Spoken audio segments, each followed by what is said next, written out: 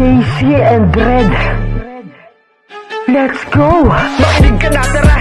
Kung mahilig ka sa kwento na kababalaghan, di mo masasabing maganda kasi hindi mo ba napapakinggan? Kwentong aswang albularyo, pambabarang at ang tingero, engkanto at multo na magtutulog sa iyo ng kaba. Kwento kompleto, tatahakin natin na kababalagan sa pamamagitan ng istorya. Kumapit ka na, dadaling kita sa kabilang dimensyon. Makinig ka muna, kababalaghan at katatakutan ang iyong madarama. Ano pang hinihintay mo? Mag-subscribe ka na! JC and Red. Itago nyo na lang po ako sa pangalang Mona. Ang kwento po na aking ibabahagi sa inyo ay ang tunay na karanasan ng aking ina. Naranasan niyo po ito sa baryong pinagmula ng aking ama sa Calao, Peñablanca, Cagayan. Nangyari ito noong nasa sinapupunan pa lamang ako ng aking ina. Taong 1983. Ang aking ama ay isang inhinyero at noong panahong iyon ay dito po sila sa lungsod ng Maynila naka-assign. Palibhasa ay inhinyero kung kaya't saan-saan ito nadidistino. Na-assign po siya sa Tugigaraw, Cagayan. Ito ang lugar kung saan siya isinilang. Ibanag ang tatay ko, samantalang purong Tagalog naman po ang aking ina. Ayaw po sana sumama ng nanay ko sa Tugigaraw, ngunit ayaw naman pumayag ng tatay ko na maiwan siya dito sa Maynila, lalo na at ipinagbubuntis ako ni inay ng panahong iyon. Mabilisang proseso ang paglipat ni itay sa Cagayan. Ang Tugigaraw ay malayong malayo sa siyudad ng Maynila.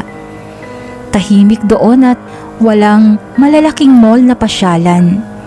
Ang tinutukoy ko po ay ang dating Tugigaraw ha.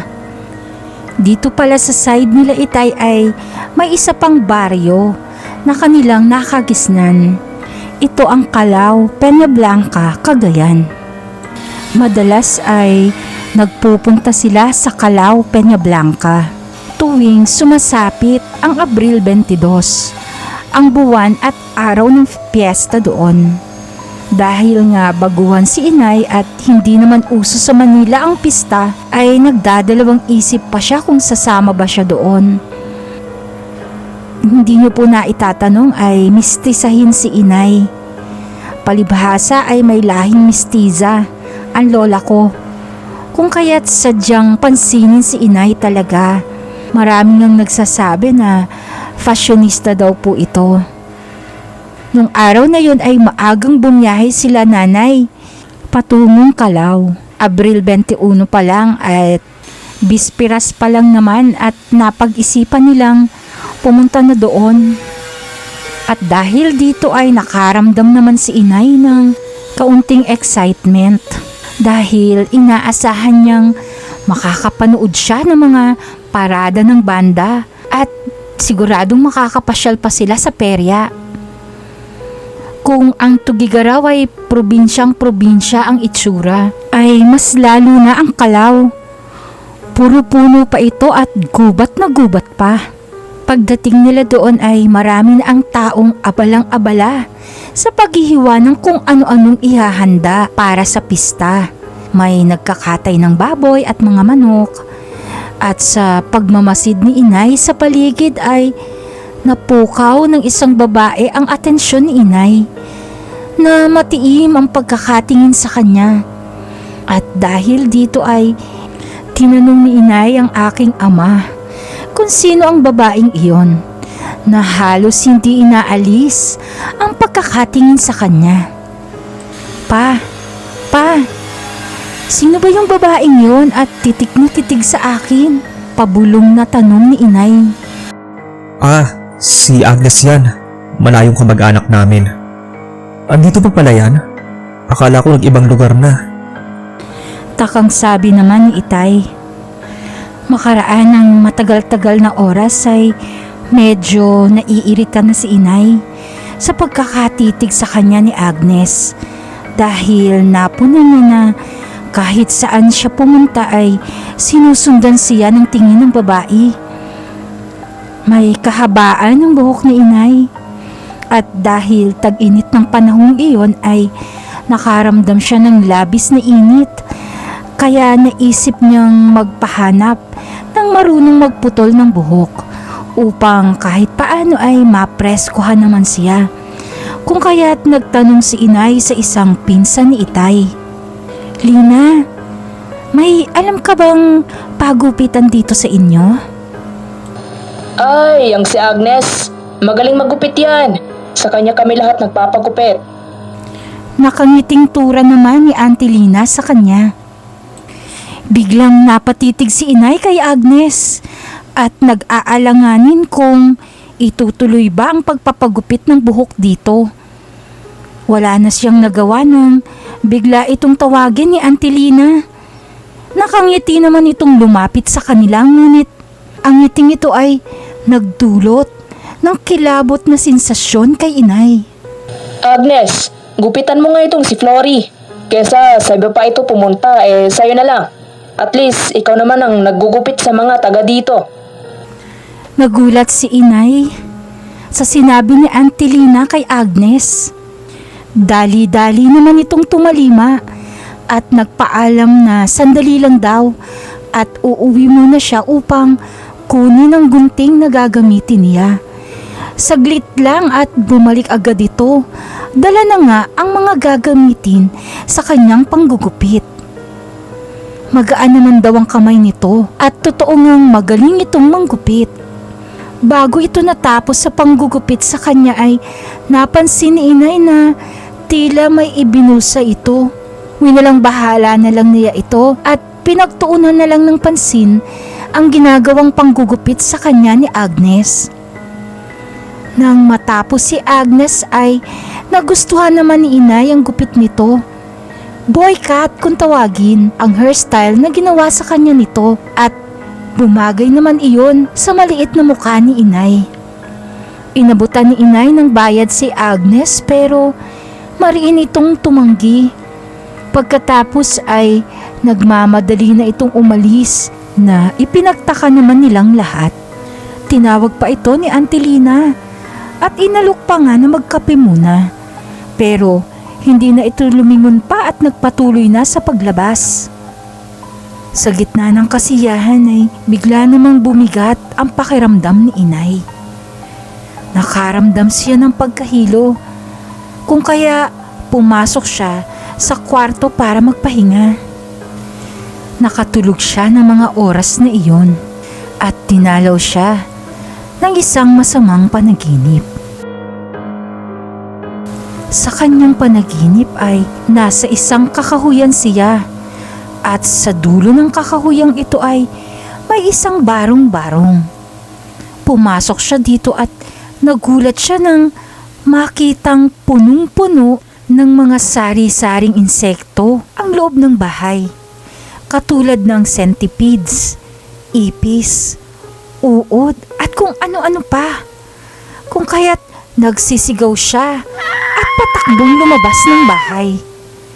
Paglabas niya dito ay bigla namang umuga ang paligid at nakarinig siya ng malakas na halakak.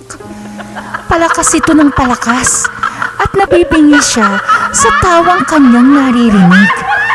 Nasa ganoon siyang tagpo nang mapabalikwas ito ng bangon at sa pagmulat ng kanyang mga mata ay nakita niya ang mukha ni Itay at Auntie Lina na waring lubhang nag-aalala sa kanya. Kasunod noon ay bigla na lang siyang nilagnat at tuluyan ng sinamaan ng katawan. Kung kaya't dali-dali naman itong pinainom ng gamot ni Itay upang bumaba ang kanyang lagnat. Ngunit kinabukasan ay lalo lang sumama ang pakiramdam ni inay. Sa gitna ng pagtitipon ay inapoy naman si inay ng lagnat, kung kaya't hindi siya nakalabas ng kanilang kwarto para sana makahalubilo sa kasiyahan ng nagaganap na fiesta ng araw na iyon. Sa pagpupunas ni Itay ng tuwalya na may malamig na tubig kay inay upang bumaba ang lagnat nito ay napunan nitong may tila butlig na tumutubo sa buong katawan nito. Hindi naman daw ito makati, sabi ni inay. Pero napakadami nitong nagsisilabasan sa buong katawan ni inay. Sa nag-aalalang tinig ay nagtanong si inay sa aking ama. Pa, ano kaya tong tumutubo sa katawan ko? Hoy, pa! Baka hindi ka lang sanay dito sa probinsya. O baka naman may nakain kang allergic ka. Segunda naman daw ni itay. Nang sumunod na araw ay napunan ni tatay na lalong nanghihina si inay at halos hindi na ito makatayo. Lalo ding lumala ang mga butlig niya sa katawan. Ngayon ay naging malalaking sugat na ito. Nagnanana ang mga ito at halos hindi na maidilat ni inay ang kanyang mga mata. Kung kaya't nagpasya na si itay na dalhin sa pinakamalapit na hospital si inay. Pagdating sa ospital ay inasikaso naman agad si inay ng mga doktor at lahat ng mga laboratory test ay ginawa dito. Pero hindi naman makita ng mga doktor ang talagang sakit ni inay dahil lahat ng laboratory test niya ay negative at sa tuwing pinaiinom si inay ng mga gamot ay mas lalong lumalala ang sakit ni inay. Kung kaya iniuwi na lang ito ni itay sa kanilang bahay. Nag-umpisa na ding mangamoy si inay dahil nga sa pagnanana ng mga sugat nito. Nang minsan nilinisan nito ni itay ay pareho silang nagulat nang pumutok ang isang sugat nito at may lumabas daw na maliit na centipede. Ang malala pa dito ay nagmistulang patay na buhay na si inay. Ngayon ay para na itong nakomatos dahil hindi na ito gumigising sa kanyang pagkakatulog. Dahil dito ay hindi na nakakapasok si itay sa trabaho. Mabuti naman at mabait ang amo ni itay at nauunawaan siya ng kanyang amo. At sinabing pwedeng bumalik anumang oras pag ayos na ang lahat. Kung kaya't natutukan na ni itay ang aking inay. Pang, hindi ko na gusto ang nangyayari kay Flory. Dalhin mo na siya sa albularyo. Kinukutuban kasi ako. Minsan ay nabanggit ni Auntie Lina habang tinitingnan si itay na nililinis ang sugat ni inay. Sa paglipas ng panahon at mga oras ay lalo lang lumalala ang kalagayan ni inay. Inuuod na din kasi ang mga sugat nito at ang lumalabas na likido dito ay hindi na kulay dilaw na nana kundi kulay itim na amoy burak. Dahil sa masamang kalagayan ni inay ay nagdesisyon na si itay na ibalik na ito sa Tugigaraw gamit ang inarkila nilang ambulansya. Hindi na ito muli pang ibinalik ni itay sa ospital dahil wala namang nangyayari at wala din namang makitang diferensya ang mga doktor dito. At lalo lang lumalala ang kalagayan nito sa kada mga gamot na nirereseta ng mga ito. Isa lang ang naisip na tawagan nila tatay, si Auntie Itang. Sabi nila magaling daw itong manggagamot dahil sinasapian daw ito ng mahal na Birheng Maria. Napansin daw nila itay na pagkapasok pa lang ni Auntie Itang sa kanilang bahay ay nagpuputukan daw ang mga sugat ni inay.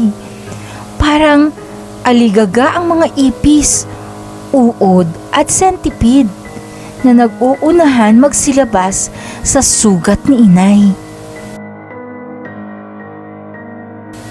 Naiiyak naman si itay ng mga oras na iyon at awang-awa ito kay inay. Maya-maya ay Inalabas ni Auntie Itang ang langis na galing pa sa piyat. Simbahan nito sa Cagayan na balitang nagmimilagro.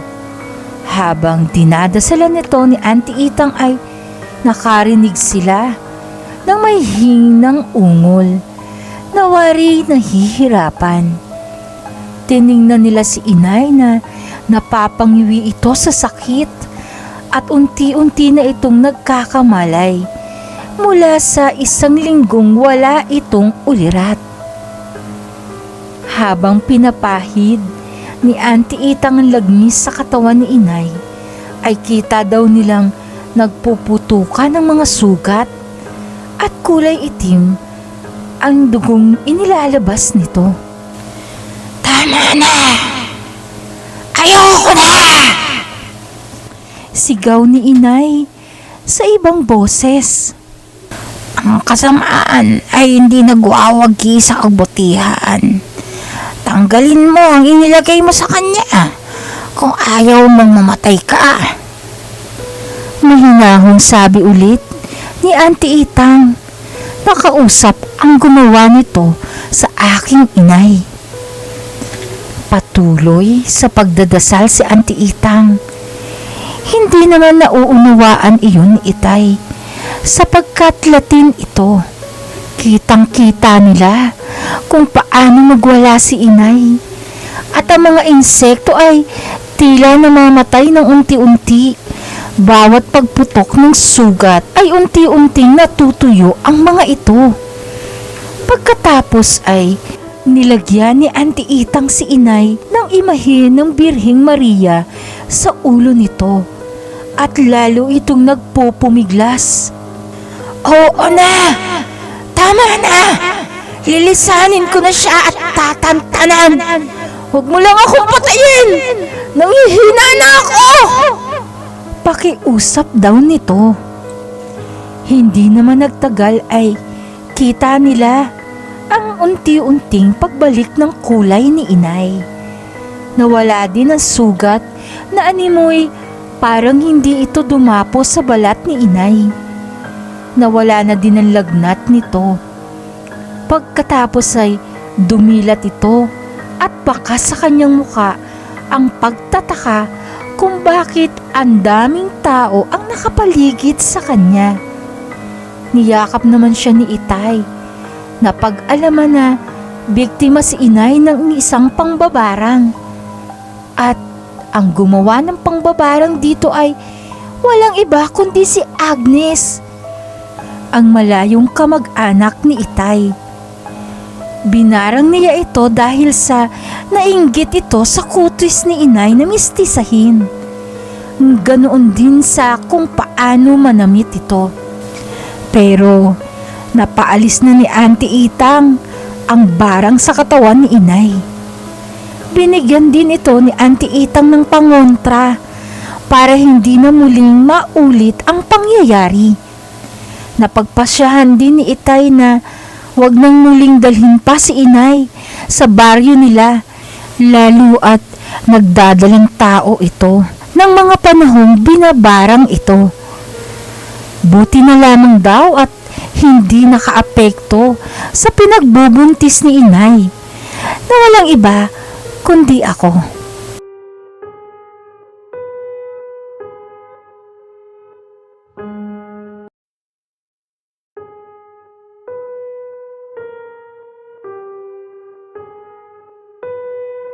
Shout out po kay Bicolanong Biyahero Mix Vlog. Shout out din po kay Miss Jenny. Shout out din po kay Mr. Corvin Dinglasan. Shout out po kay Dulgar Winterdog. Shout out po kay Kuya Sid Vivicius. Sana po ay i-follow nyo ang bago niyang YouTube channel. Shout out po kay Colorblind Zeus. Shout out din po kay Mundo ng Misteryo at Kababalaghan. Sana po ay dalawin nyo rin ang kanyang channel ha. Shout out po kay Mr. Larry Campo. Shout out po kay Rafael Archangel. Shout out po kay Ang Sugo Horror Stories. Pakidalaw rin po ang kanyang channel ha. Isa rin po siya sa mahusay na female narrator. Shout out din po kay Mr. Glenn Benitez. Shoutout po kay Miss Rosemary Hernandez. Shoutout din po kay Ang Pulang Dragon. Pakidalaw rin po ang kanyang channel. Napakahusay rin po niyang narrator. Shoutout po kay Batingaw TV. Pwede niyo rin po siyang bisitahin. Shoutout po kay Mr. Romel Amable. Shoutout din po kay Mr. Angelo Criligo. Shoutout po kay Ate Yolanda Gentivano. Shoutout din po kay Mr. Ronnie Mamba. Yun lang po mga kakulay at sana po ay samahan niyo po kaming muli sa susunod nating kwento. Bye-bye po. I love you all. JC and Dred. Let's go! Makinig ka na, tara. Kung mahilig ka sa kwento na kababalaghan, di mo masasabing maganda, kasi hindi mo ba nababakinggan? Kwentong aswang, albularyo, pambabarang at ang tingero, engkanto at multo na magdudulot sa iyo ng kaba. Kwentong kumpleto, tatahakin natin ang kababalagan sa pamamagitan ng istorya. Kumapit ka na, dadaling kita sa kabilang dimensyon. Makinig ka muna, kababalaghan at katatakutan ang iyong madarama. Ano pang hinihintay mo? Mag-subscribe ka na! JC and Dred.